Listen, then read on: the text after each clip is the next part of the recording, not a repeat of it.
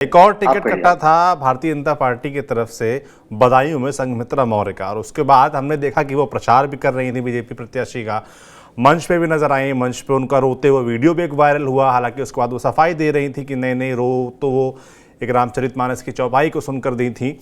और उसके बाद से एक चर्चा ये भी है कि जिस तरीके से उन्होंने अनुशासन दिखाया है और पार्टी के खिलाफ विद्रोह नहीं किया, या अपने पिताजी के साथ नहीं गई, या अखिलेश यादव से उनकी कुछ बातचीत तय नहीं हुई, तो चर्चा ये भी है कि बीजेपी उनको जो बची हुई कुछ सीटें हैं, जो 12 सीटों का ऐलान होना बाकी है, उसमें से कहीं एडजस्ट कर सकती है। और कहा यह भी जा रहा है कि वो सीट मैनपुरी हो सकती है।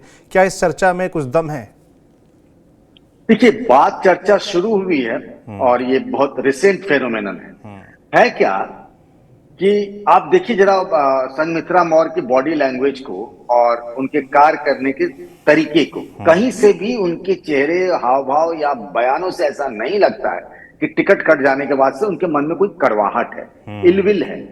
पार्टी उनके लिए आज भी मां समान है, ऐसा वो फील दे रहे हैं मन के अंदर, चाहे जो भी हो जी। वो जो वहां से प्रत्याशी हैं दुर्विजय सिंह शाह, जिनको संघमित्रा के बदले बदायूं से बीजेपी ने टिकट दिया, उनके साथ कदम से कदम मिलाकर वोट मांग रहे हैं, जनसंपर्क कर रहे हैं। ऐसा आपको अभी हाल फिलहाल में ऐसी वीडियो दिखा नहीं होगा कि टिकट कट गया हो और जिसको उम्मीदवार बनाया गया हो उसके लिए वो इतना तेजी से चुनाव प्रचार कर रहा है। तो हैट्स ऑफ टू हर। जिस तरीके से वो भावुक हुई, हालांकि जो उन्होंने बात कही, प्रसंग सुनाया, वो हमें भी नहीं गले उतरा है, ना आपको भी उतरा होगा, जिन लोगों ने देखा है उनको भी नहीं उतरा है। अब लेकिन वो कह रही है जिस बहादुरी से कि रामायण के प्रसंग को देखकर आंखें नम हो गई।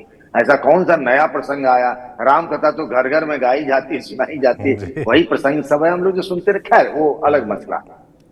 तो ये हुआ कि उन्होंने बड़ा ब्रेव फ्रंट दिखाया है, और एक जो सोल्जर होता है, अनुशासित सिपाही बीजेपी का, उसकी तरह उनका बिहेव रहा संघमित्रा मौर्य का। उनके पिता स्वामी प्रसाद मौर्य भी उनके बारे में आजकल कुछ प्रतिकूल टिप्पणियां कर रहे हैं, इसके बावजूद भी उन्होंने अपना मुंह नहीं खोला है। तो एक पुत्री का भी धर्म निभा रही है, मतलब सब कुछ ठीक चल रहा है उनका हर फ्रंट पे। अब रही बात डिंपल यादव मैनपुरी से, देखिए बीजेपी एक एक सीट को ना हल्के में नहीं लेने दे रही, लड़ेंगे भिड़ेंगे और जीतेंगे। मिशन 80 है भाई साहब, मतलब सहयोगी दलों को मिला दिया जाए। अब उसके पीछे अगर आप रिकॉर्ड पे जाएं तो एक दौर था जब समाजवादी पार्टी का जो भी उम्मीदवार होता था मैनपुरी से, वो 3 लाख, 3.5 लाख, 4 लाख वोटों के अंतर से जीतता था।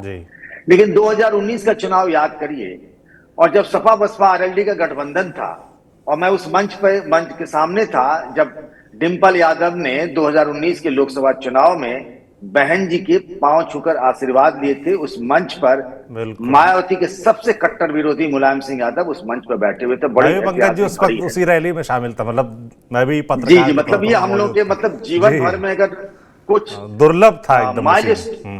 माइलस्टोन जो इमेजेज हो सकते हैं उसमें से एक इमेज है जो मैं कभी जीवन में भूल नहीं सकता। बिल्कुल। तो वो एक इमेज था। उस मैनपुरी में भी वोटों का अंतर घटकर 1 लाख के करीब हो गया था मुलायम सिंह यादव की जीत का। तो बीजेपी को लगा कि ऐसा नहीं है कि हम यहां जीत नहीं सकते, मेहनत करेंगे तो हम जीत सकते हैं, कुछ भी ऐसा इनविंसिबल टाइप का नहीं है मामला। फिर बाइपोल आ गया नेताजी यानी मुलायम सिंह यादव के मरने के बाद, जब डिंपल चुनाव लड़ी तो सहानुभूति वोट था, रघुराज सिंह साग के यहां से उम्मीदवार थे बीजेपी की तरफ से, और भारी मतों से जीत गए डिंपल।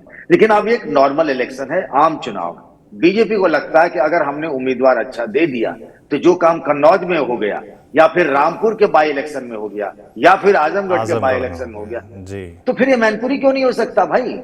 जब हम 1 लाख के डिफरेंस पे ला दिए थे, याद करिए अमेठी की बात कर रहे हैं राहुल गांधी के, 2014 में क्या था डिफरेंस? 1 लाख वोट का था राहुल गांधी जब जीते थे। और फिर जब 2019 का आया तो स्मृति ईरानी 55,000 वोट से जीत गई थी।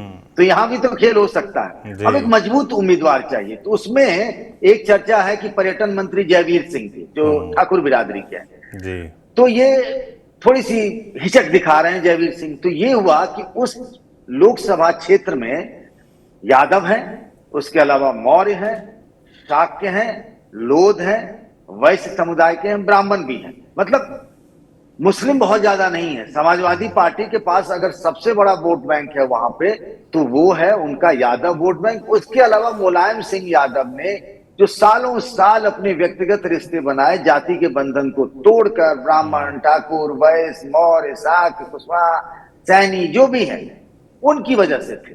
तो अब बदलते वक्त तो हरारत में बीजेपी की तरफ जा सकते हैं। तो ये हुआ कि संघमित्रा मौर्य जिस तरीके से बोलती हैं, जी। कहते हैं ना फाइटिंग स्पिरिट, ओ अच्छा बोलने वाली लड़ाका टाइप की इमेज, तो डिंपल को वो काउंटर कर सकती है। ये बीजेपी के एक बड़े नेता ने, ऐसे दो नेताओं ने, रादर हम दो नेताओं ने ये बात हमें कही।